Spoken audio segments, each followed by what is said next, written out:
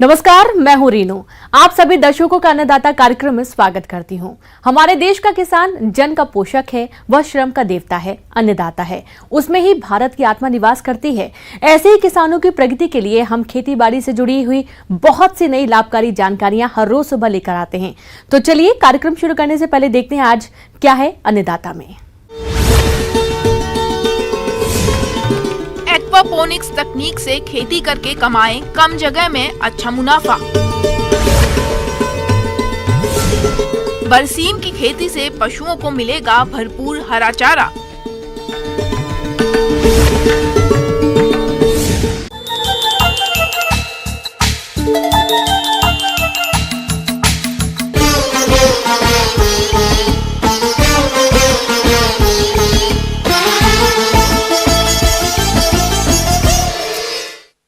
बदलते वक्त के साथ खेती करने के तौर तरीके भी आधुनिक हो रहे हैं। पारंपरिक खेती के अलावा आय के स्रोतों को बढ़ाने के उद्देश्य से किसान अब नई प्रणाली का भी रुख कर रहे हैं। इन्हीं में से एक है एक्वापोनिक्स तकनीक। ये एक उभरती हुई तकनीक है जिसमें एक साथ मछली पालन और सब्जियों की खेती की जा सकती है, जिससे किसान कम जगह में अच्छा मुनाफा कमा सकते हैं। तो क्या है एक्वापोनिक्स तकनीक, इस बारे में अपने अनुभव साझा कर रहे हैं हरियाणा के करनाल जिले में स्थित बुटाना गांव के प्रगतिशील किसान नीरज चौधरी।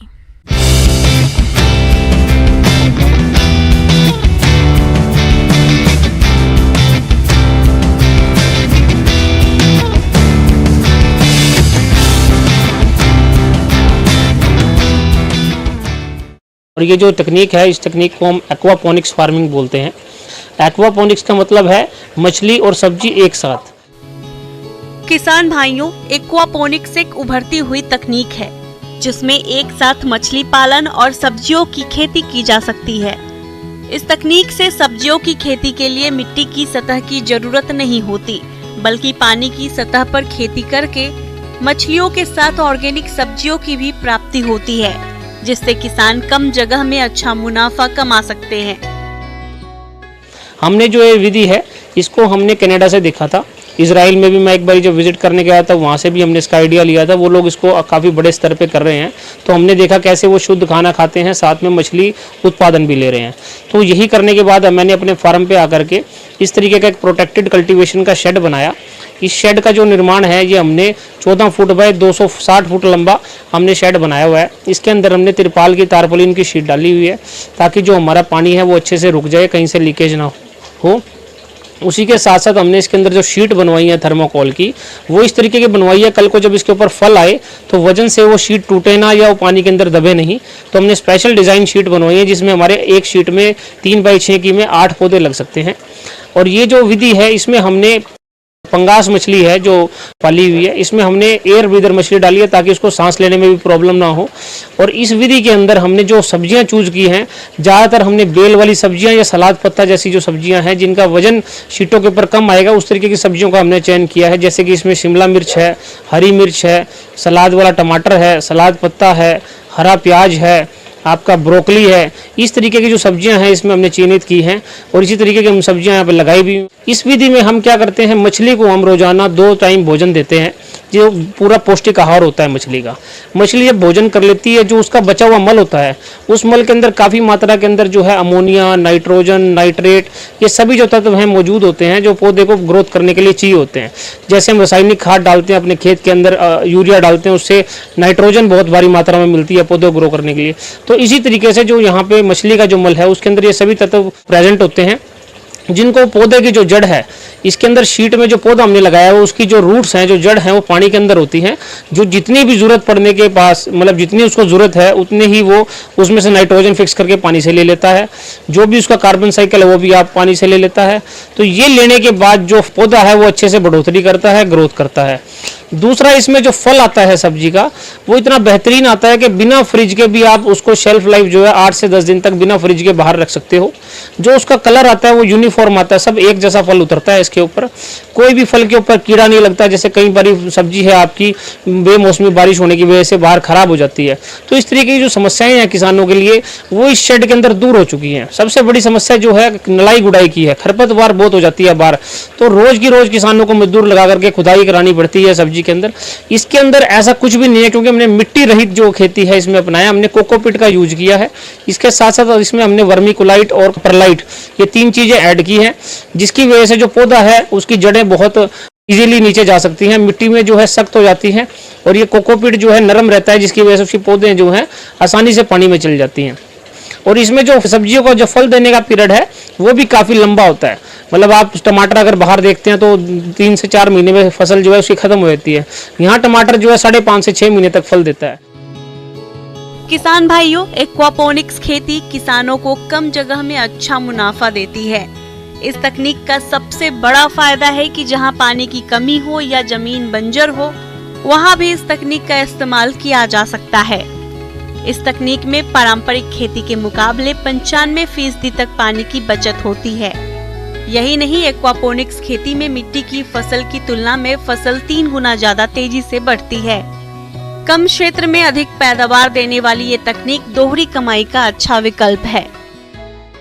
अब बहुत से लोग हैं जो अपने घरों में रह करके ताजी सब्जियां और ताजी मछलियों का लुत्फ उठाना चाहते हैं, तो मैं उनको ये कहना चाहूँगा, आप अपने घर की छत पे ज़्यादा बड़ा नहीं, आप 20 बाय 20 का एक टैंक रखें मछली का, उसके अंदर आप पानी भरें और आप एयर ब्रीदर मछली, पंगास या तिलापिया या देसी मांगुर, इन मछलियों का आप चयन करें और एक टैंक में आप 500 पीस मछलियों के डालें, जिस मछली से आपको लगभग 6 महीने के अंदर 500 ग्राम की उनकी वजन हो जाएगा, जो कि लगभग 2.5 क्विंटल के करीब आपकी यील्ड हो जाएगी। और उसमें आप 5 तरीके की सब्जियां जो आपके घर रोज जरूरत पड़ती है आपकी, वो सब्जियां उगाएं आप। उन सब्जियों से आपको ज़्यादा नहीं 6 महीने के अंदर 40 से 50 हज़ार रुपये का सब्जियों से मुनाफा होगा।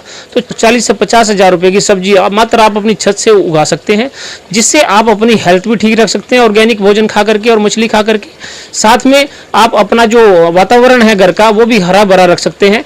तो इसी के साथ साथ मैं किसानों को सभी को सलाह दूंगा भी आप एक्वापोनिक्स की विधि अपनाएं और इसको ज़्यादा से ज़्यादा लोगों तक फैलाएं, ताकि जो ज़्यादा से ज़्यादा किसान हैं वो इसके साथ जुड़ें और मछली और सब्जी दोनों एक साथ करें। किसान भाइयों, अब लेते हैं एक छोटा सा ब्रेक, जल्द लौटेंगे।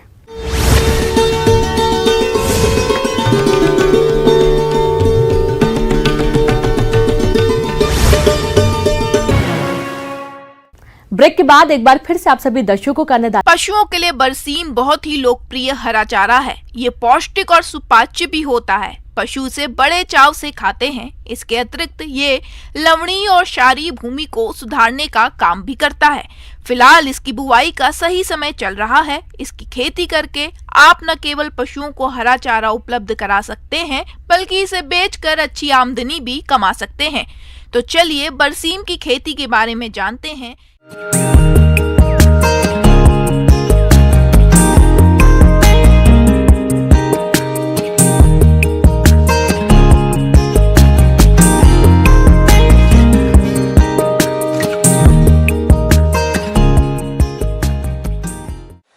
बरसीम और जई, जहाँ तक कि हम जानते हैं कि जो हमारा जो जाड़े या जिसको हम रबी मौसम की एक महत्वपूर्ण चारे की फसल है, बरसीम जो एक दलहनी चारा है, न केवल पशु स्वास्थ्य के लिए लाभदायक है बल्कि हमारी जो मृदा है उसके लिए भी लाभदायक है। क्योंकि हम सब जानते हैं कि दलहनी फसलें जो होती हैं वो वायुमंडलीय नाइट्रोजन को अपने यहाँ उसको कैप्चर करती हैं और उसकी जो उर्वरा शक्ति है उसको बढ़ाती हैं। तो बरसीम लगाने के लिए सर्वप्रथम हम ऐसे खेत का चुनाव करें जो मिट्टी दोमट मिट्टी हो और उसमें जल निकासी की उत्तम सुविधा हो, और खेत को अच्छी तरह से जोतने के बाद 2-3 जुताई करने के बाद जो सड़ी हुई गोबर की जो खाद है उसको लगभग 1 एकड़ में 2 से 3 ट्रॉली हम गोबर की खाद को डाल दें। लेकिन ये ध्यान रहे कि गोबर की खाद जो है वो सड़ी हुई होनी चाहिए। खेत को तैयार करने के बाद जब हम सड़ी हुई गोबर की खाद उसमें मिला देते हैं, तो उसके बाद जब बीज की बुआई की बात आती है तो उसके पहले हमको प्रजातियों का चुनाव करना होता है। और प्रजातियों के चुनाव के लिए हम बता दें कि आपको मेस्कावी है, बरदान है, उसके अलावा बरसीम लुधियाना 2 है, 1 है, 10 है, ये जो प्रजातियां हैं और तमाम जो प्राइवेट हमारी जो पार्टनर्स हैं उसको लेकर अपने हाउस को हम लगा सकते हैं। बोने का जो समय है हमारा बरसीम का सबसे उपयुक्त समय होता है कि जब तापमान हमारा 20 से 22 डिग्री सेंटीग्रेड हो, क्योंकि उस समय जब हम लगाते हैं तो उसमें जो जमाव का जो प्रतिशत होता है वो ज़्यादा होता है। तो ये समय हमारा लगभग 15 अक्टूबर और से लेकर 30 अक्टूबर के बीच का जो समय होता है वो इस तापमान में के बीच आता है। जहाँ तक बीज दर की बात है तो 1 हेक्टेयर क्षेत्र के लिए 25 से 30 किलोग्राम बीज की आवश्यकता पड़ती है। किसान भाइयों, बीजों को हमेशा किसी विश्वसनीय और प्रमाणित संस्था से ही खरीदें और यदि बुआई के समय बढ़िया क्वालिटी का प्रमाणित बीज उपलब्ध नहीं हो तो स्थानीय बीजों का प्रयोग करना पड़ता है, जिसमें कासनी नामक खरपतवार के बीज मिले हो सकते हैं। कासनी के बीजों को अलग करने के लिए नमक 5 से 10 ग्राम को प्रति लीटर पानी में घोलकर उसमें बरसीम का बीज कुछ समय के लिए डालकर रखते हैं, जिससे कासनी का बीज हल्का होने के कारण घोल के ऊपर तैरने लगता है। फिर उसको अलग कर लें। इसके बाद 2.5 ग्राम थीरम या 2 ग्राम कैप्टान या 2 ग्राम कार्बेंडाजिम से प्रति किलोग्राम बीज को उपचारित कर लें। इसके बाद 1.5 से 2 लीटर गर्म पानी में 250 ग्राम गुड़ का घोल बना लेना चाहिए। फिर घोल को ठंडा करके इसमें राइजोबियम कल्चर के 2 पैकेट को मिलाएं। फिर इस मिश्रण को 25 से 30 किलोग्राम बीज पर छिड़ककर अच्छी तरह से मिलाएं और इसके बाद शोधित बीज को छायादार स्थान पर सुखाकर बुआई कर दें।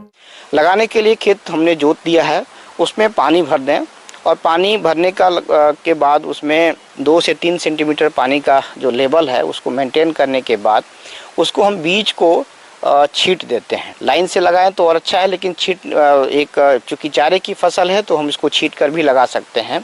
एक मेरा सलाह आप लोगों को यह भी है कि जब हम बरसीम की बुआई जब करते हैं तो साथ ही साथ लगभग 1 एकड़ के लिए 250 से 300 ग्राम या आधा किलो सरसों या राई का भी बीज भी उसमें हम मिला लें। उसका फ़ायदा क्या होगा कि इसकी ग्रोथ थोड़ी जल्दी होती है और जो पहली कटाई है हमको वो जल्दी मिल जाएगा। और साथ ही साथ अगर हम पोषण मान के अनुसार से भी देखें तो जो सरसों में सल्फर कंटेनिंग एमिनो एसिड जो होता है वो हमारे जानवरों के लिए, पशुओं के लिए काफ़ी लाभदायक होता है। तो पहली कटाई अगर हम समय से करेंगे तो आगे जो हमारी कटाई होगी वो मैक्सिमम उसको हम ले पाएंगे। बरसीम की अगली कटाइयों से अधिक उपज मिले, इसके लिए फसल को जमीन की सतह से 5 से 7 सेंटीमीटर की ऊंचाई पर काटें और प्रत्येक कटाइयों के बाद जरूरत के हिसाब से यूरिया का उपयोग करते रहें। किसान भाइयों, ये देखा गया है कि प्रथम कटाई के दौरान कम उपज मिलती है, परंतु दूसरी और तीसरी कटाई के समय सबसे अधिक उपज मिलती है। कटाई निश्चित ध्यान रखें कि 5 से 6 कटाई अवश्य करें, क्योंकि जो भी पोषण मान होता है अगर हम अधिक दिनों की जब कटाई करते हैं तो उसका जो प्रोटीन की जो मात्रा होती है वो घट जाती है और बाकी जो ऐस है, जो दूसरी जो चीज़ें हैं वो फाइबर है वो उसकी मात्रा बढ़ जाती है। तो कटाई का प्रबंधन अति आवश्यक होता है। इस प्रकार आप इस सभी बातों को ध्यान में रखते हुए यदि बरसीम की खेती हरे चारे के लिए करते हैं तो आपको इस फसल से हरा चारा औसतन 800 से 1000 कुंटल प्रति हेक्टेयर प्राप्त होगा। और इस बरसीम के चारे को आप सीधे ना खिलाएं बल्कि मशीन से कुट्टी करके खिलाएं और इससे पशु इसको आसानी से खा लेता है, साथ ही चारे की भी बचत हो जाती है। आगे और भी है खेती बाड़ी से जुड़ी बहुत सी रोचक जानकारियां। यहाँ रुकेंगे एक और छोटे से ब्रेक के लिए।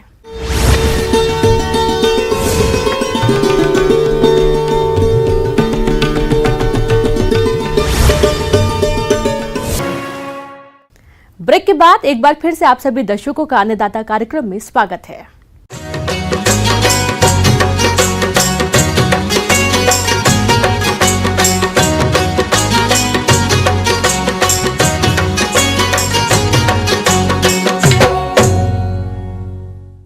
किसान भाइयों, कद्दू वर्गीय फसलों में तोरई की खेती को लाभकारी खेती में गिना जाता है। तोरई स्वादिष्ट होने के साथ ही सेहत के लिए भी काफी लाभकारी होती है और तोरई की सबसे बड़ी खासियत है इसकी बाजार मांग का अधिक होना। लेकिन इसकी फसल में कीट और रोगों का प्रकोप होता है, जिसके चलते उत्पादन कम हो सकता है। तो आप कैसे करें कीट रोगों का नियंत्रण, इस बारे में जानते हैं विषय विशेषज्ञ पीयूष श्रीवास्तव से।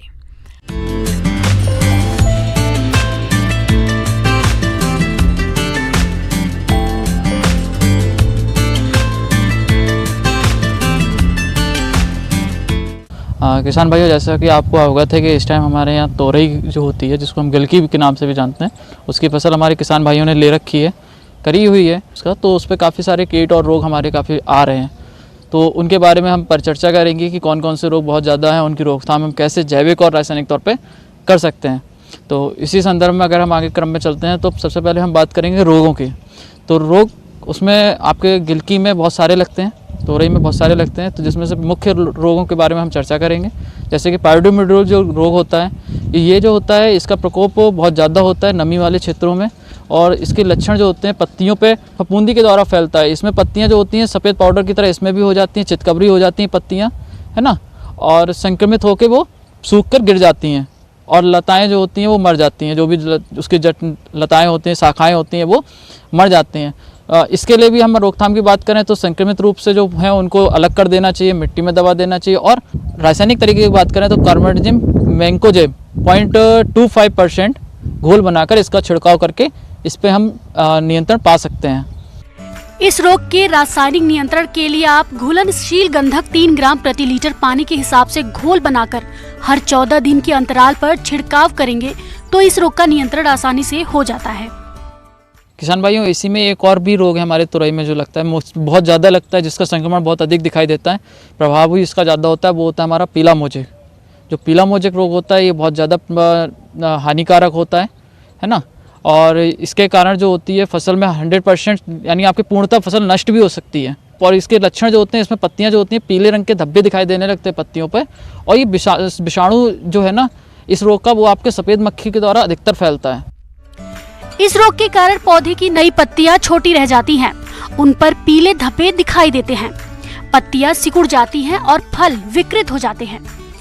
प्रकोप अधिक होने पर फल बिल्कुल नहीं बनते। इस रोग को सफेद मक्खी कीट द्वारा रोगी पौधों से स्वस्थ पौधों में फैलाया जाता है। इसके नियंत्रण के लिए सबसे पहले रोग ग्रसित पौधों को उखाड़ कर नष्ट करें। अधिक संक्रमण दिखाई दे रहा है, आपको लग रहा है कि सफ़ेद मक्खी बहुत ज़्यादा हमारे खेत पे आ गई है, तो उसके संक्रमण को नियंत्रण करने के लिए एमिडाक्लोरपिड आप 0.4 ml पर लीटर के हिसाब से घोल मिलाकर 15-15 दिन के अंतराल में, अगर आपको दिखती रहे कि मक्खी है तो आप उसको 15 दिन के अंतराल में लगातार उसका छिड़काव करते रहें। तो इससे क्या है, काफ़ी हद तक आपकी सफ़ेद मक्खी से आपकी जो तोरई है वो काफ़ी हद तक बच जाएगी। किसान भाइयों, तोरई की फसल को सबसे अधिक नुकसान कीटों द्वारा पहुंचाया जाता है, जिसकी वजह से तोरई के उत्पादन में भारी कमी आती है। इसलिए आप इनकी पहचान करके समय रहते नियंत्रण जरूर कर लें। इसी तरीके से हमारी गिलकी होती है जिसको हम तोरई भी कहते हैं, तो उसमें हमारे कीट भी लगते हैं, और कीट जो होते हैं बहुत ज़्यादा हानिकारक होते हैं, और बहुत सारे कीट होते हैं। अगर आप उनको कुछ चिन्हित कर सकते हैं तो आप उनका नियंत्रण कर सकते हैं, नहीं तो वो नुकसान करते हैं। तो उसमें मुख्य कीट कुछ हैं जिनके बारे में हम आपको जानकारी देंगे, उनके नियंत्रण के बारे में जानकारी देंगे, कैसे उनका नियंत्रण किया जा सकता है। तो मुख्य कीटों में कीट होता है वो होता है फल मक्खी। अब ये फल मक्खी क्या है, क्योंकि फल मक्खी जो है तोरई के खेत में सबसे ज़्यादा हानिकारक कीट है। ये सबसे ज़्यादा आपको हानिकारक आपकी फसल को कर देता है, इससे नष्ट हो जाती है फसलें, है ना। तो ये जो होता है क्या करता है कि जितनी भी मुलायम होती हैं आपकी पत्तियाँ, पौधे, तने जो भी मुलायम होते हैं, उनको उनके फलों के छिलकों को छेद करके उसके अंदर घुस जाता है, और उनके अंदर का जो फल होता है, उनका गूदा होता है, उसको खाने लगता है। तो इससे आपकी फसल में भी नुकसान होता है। इस कीट की मक्खी फूल से फल बनते समय उनमें अपने अंडे देती है, और फल बड़े होने पर इसके मैगट फलों को अंदर ही अंदर खाते रहते हैं, जिससे फल सड़ जाता है। तो आप इस कीट के नियंत्रण के लिए सबसे पहले खेतों में मिथाइल यूजिनॉल ट्रैप लगाएं, जिनमें नर फल मक्खी एकत्रित होकर नष्ट होती रहती है। इसके रासायनिक नियंत्रण के लिए प्रोपेनोफास दवा की 2 मिलीलीटर मात्रा का प्रति लीटर पानी के हिसाब से घोल बनाकर छिड़काव करें, जिससे इस कीट का नियंत्रण आसानी से हो सकता है।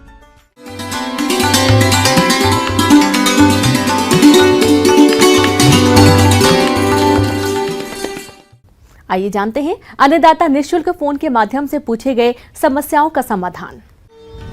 अन्नदाता निःशुल्क फोन संपर्क सेवा के माध्यम से पूछे गए प्रश्नों में से आज हमने जिस प्रश्न को कार्यक्रम में शामिल किया है उससे पूछा है ग्राम टोकरा, जिला पाली के कृषक शुभम राठौड़ ने। आप फसलों को दीमक कीट से बचाने के बारे में जानकारी चाहते हैं तो शुभम राठौड़ जी, आपकी जानकारी के लिए प्रस्तुत है कार्यक्रम का ये अंश। किसान खेती करता है तो उसके सामने कई प्रकार की समस्याएं आती हैं। उसमें जो समस्याएं हैं, चाहे वो मौसम की समस्या हो चाहे वो सही भाव न मिलना हो या अन्य कीट और रोग हैं उनके प्रकोप की समस्या हो। जो बालू क्षेत्र वाले प्रदेश हैं वहाँ पे सबसे ज़्यादा जिस कीट का प्रकोप होता है, भूमिगत या भूमि जनित जिस कीट को बोलते हैं, वो है दीमक। जो पौधे होते हैं उनकी जड़ें हैं उनको काट के जो फसल है उनको नुकसान पहुंचाते हैं।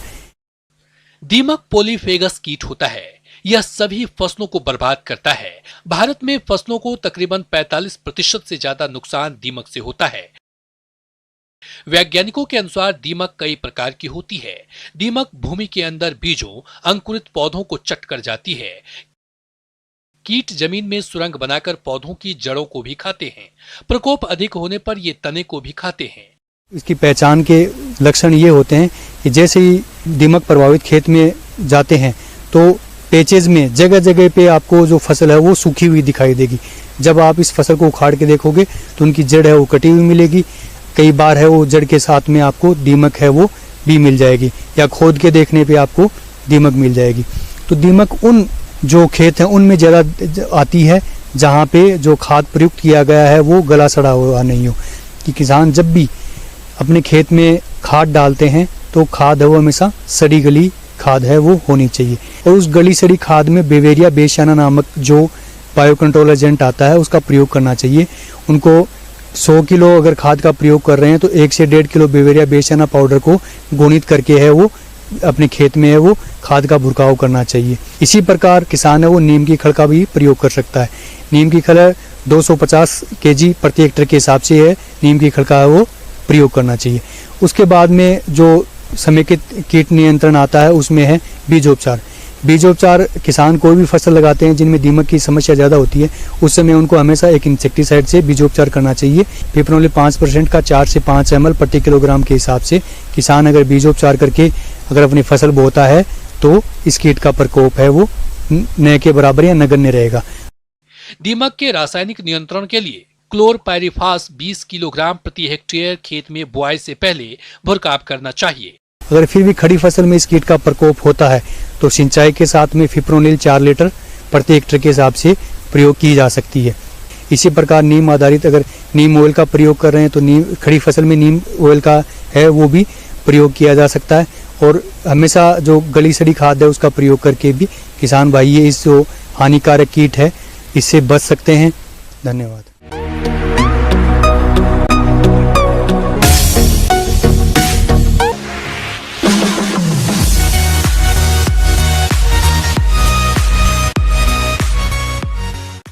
एक नजर डालते हैं राज्य के कुछ मंडियों के प्रमुख फसलों के बाजार भाव पर।